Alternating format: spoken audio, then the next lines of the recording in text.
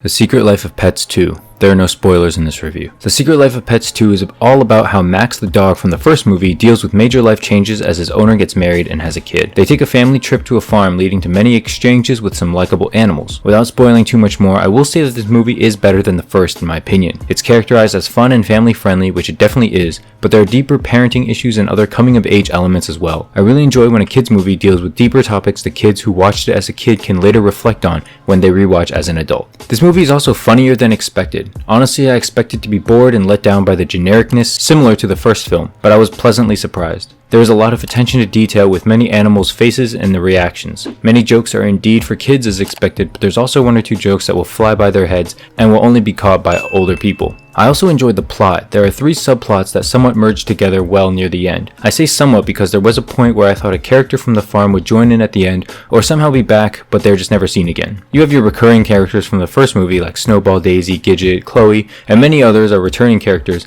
and they deal with their own little side missions. This was a fun plot that constantly kept the viewer engaged because of the switching in storylines every few minutes. You never felt bored with a subplot because it would switch to another one that you would hopefully be more interested in. The coming of age story and facing your problems head on subplot was enjoyable, and if I was a little kid I would have really loved it.